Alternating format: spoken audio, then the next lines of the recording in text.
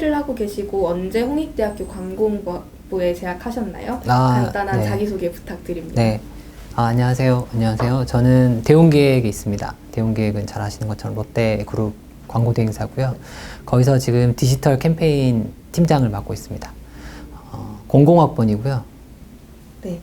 재학 당시 홍대광공에서 가장 기억에 남는 커리큘럼이나 시스템이 있으신가요? 있다면 어떤 건지 여쭤보고 싶어요. 사실 저희는 졸업생이 없었기 때문에 있더라도 이제 많지 않아서 사실 저희끼리 북적북적 노는 게 제일 좋았어요. 제일 좋았던 건 이제 커리큘럼 기준으로 보면 그때도 커리큘럼이 계속 바뀌어가는 시점이었기 때문에 저희는 이제 저희끼리 약간 스터디 같은 걸 되게 많이 했던 것 같고, 이제 과목 차원에서 정말 커리큘럼 차원에서 봤을 때는 뭐 광고 기획이 가장 기억에 남죠. 이제 그걸로 아직도 먹고 살고 있으니까. 그때 지금 학생들, 그러니까 재학생들은 못 느낄 수 있는데 그때 기본기가 제가 볼 때는 매우 중요하지 않나. 네. 그때 기본기가 거의 광고 인생의 30년을 좌우하지 않나? 라는 무리한 생각을 하고 있고요. 또 하나는 더 기억에 남는 거는 둘 다 기억에 남는데 더 기억에 남는 거는 광고 조사. 네, 리서치. 과목이 되게 기억에 남아요. 지금 현업에서도 되게 쓸모있는 내용이고 되게 딱딱한 내용이라 학생들은 되게 싫어하거든요. 근데 저도 뭐 학점은 나쁘지 않게 받았던 것 같은데 제가 볼 때는 광고 조사 과목이 제 인생을 바꾸는데 조금 영향을 미쳤다라고 생각을 합니다. 네. 홍익대학교 광고홍보학부만이 가진 장점이나 강점이 무엇인지 여쭤보고 싶어요. 일단은 지금 재학생 분들이 조금 못 느끼실 수도 있지만 일단은 장점은 머릿수가 많습니다. 네, 소위 말해서 이게 중국이 무서운 게 머릿수잖아요. 그렇기 때문에 보급형 광고인들이 너무 많다. 장점이 그런 것들 때문에 우리 네트워크에 있어서 굉장한 장점을 보일 때가 있습니다. 저희 대웅기획에도 저희과 출신들이 매우 많고 아마 광고대행사에서는 가장 많을 것 같긴 해요. 두 번째는 사람만 많다고 해서 절대 이게 장점이 될 수가 없잖아요. 저는 지금 재학생분들은 이 조치원에 있다는 것 자체가 매우 답답하고 할 일도 없고 뭐 아이디어를 생각해야 되는데 막 소들이 지나다니고 되게 뭐 난감한 상황이잖아요. 근데 저는 그 상황에 대해서 물론 이제 직시하고 있는 당사자 입장에서 조금 피곤하고 그럴 수 있는데 제 생각으로는 매우 좋은 기회라고 생각을 해요. 가장 끈끈하게 사람들하고 그 시절, 가장 젊었던 시절에 그 시절에 그렇게 즐겁게 보낼 수 있고 그리고 함께 이야기할 수 있는 것들, 그런 시간이 굉장히 장점이다 라고 생각합니다. 누구나 대학 시절에 롤모델이 한 명씩 있을 텐데요. 대학 네. 시절 자신의 롤모델이 누구였는지 궁금해요. 저는 사실 외부에 뭐 유명한 광고인들을 만날 기회도 없지만 사실은 매우 조금 이상적인 부분이라 생각을 하고요. 저 같은 경우에는 이제 98 형님들이 대부분 이제 약간 롤모델이었죠. 워낙 과 1기였고, 그때도 뭐 졸업을 준비하시면서도 굉장히 저희한테 강력한 카리스마로, 제가 어떻게 보면 이 광고 일을 함에 있어서 가장 큰 틀을 만들어 주신 롤모델들이죠. 선배들이.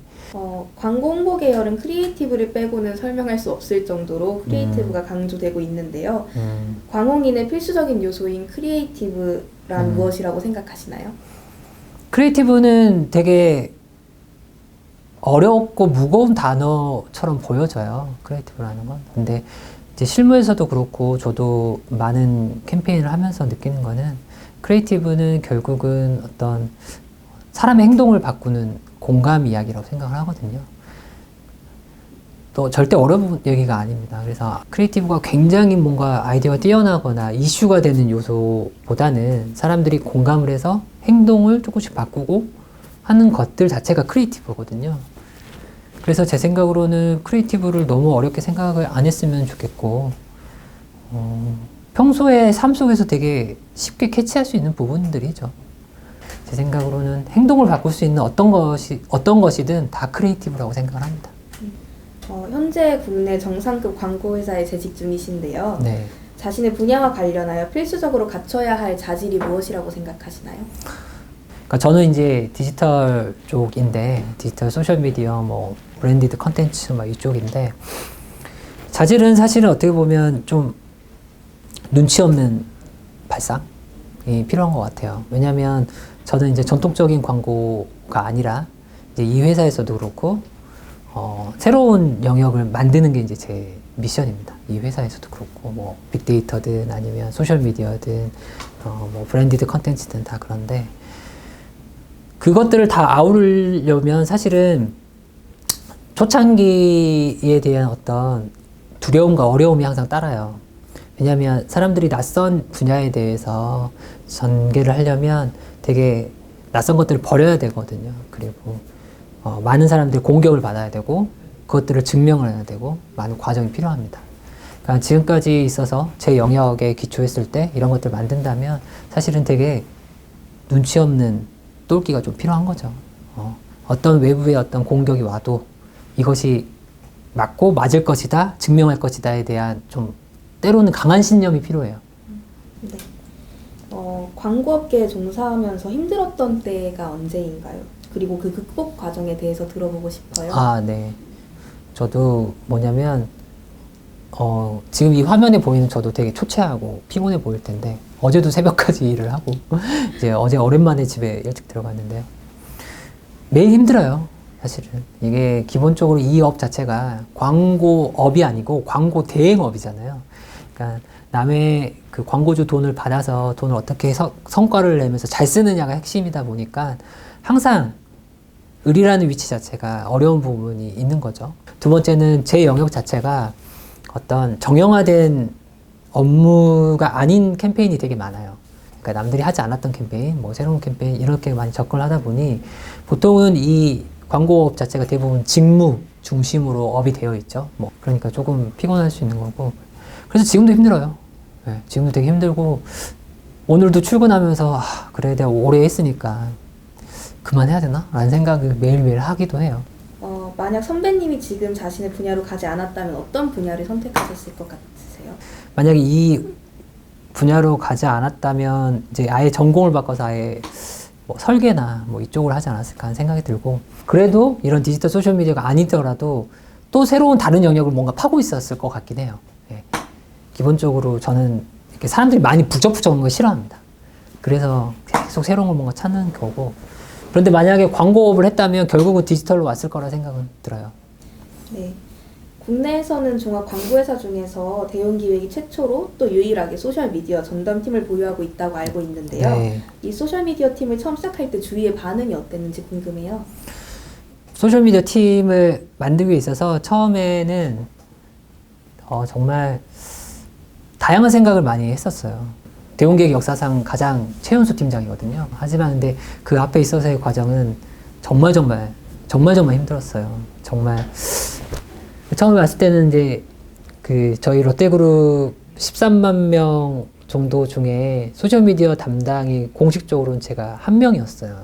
지금은 이제 워낙 팀이 많이 세팅이 됐고 그 전체 저희 회사 차원에서도 많이 성장을 했죠. 그리고 그 당시에 이제 조금 개인적으로 어떤 소셜미디어 업무를 하고 만들어가고 뭔가 하나씩 만들어가는 과정에 있어서의 한 잠재적인 우울증이 좀 있었어요.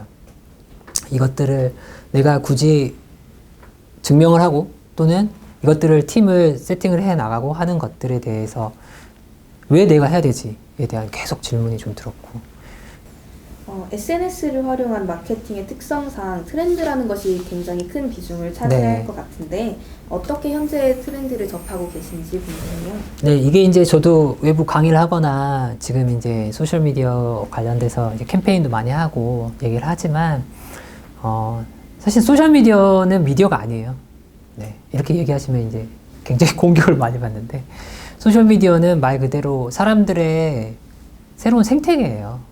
물론 이제 뉴미디어적인 접근도 있어요. 근데 실제 소셜미디어는 어떤 사람의 심리, 그 다음에 어떤 생각, 모든 행동의 결과, 그 다음에 어떤 광고적인 이야기부터 해서 새로운 어떻게 보면 사람들의 그 컨텐츠로 보이는 생태계거든요.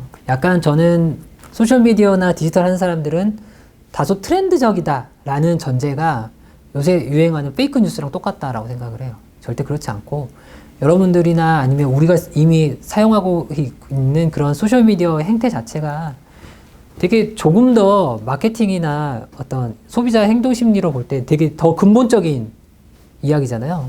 친구가 얘기했을 때 좋아요 누르고 댓글로 재밌다.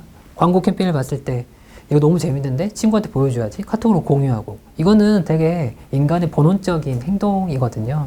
그렇기 때문에 소셜미디어나 디지털한 사람들은 트렌드적이다 라고 절대 생각하진 않아요. 오히려 더 근본적이다 라고 생각합니다. 네. 저희가 포털을 찾아봤을 때 평소에 강연도 자주 하시고 멘토 네. 활동에 대한 글도 본 적이 있어요. 네. 이런 활동을 하실 때 꼭 전달하고 싶어 하시는 메시지가 있으신지? 이제 가장 큰 전달하고 싶은 메시지는 제가 이제 퍼스트 펭귄을 되게 많이 얘기해요. 그러니까 펭귄이 기본적으로 갖고 있는 어떤 속성이 되게 두려움이거든요.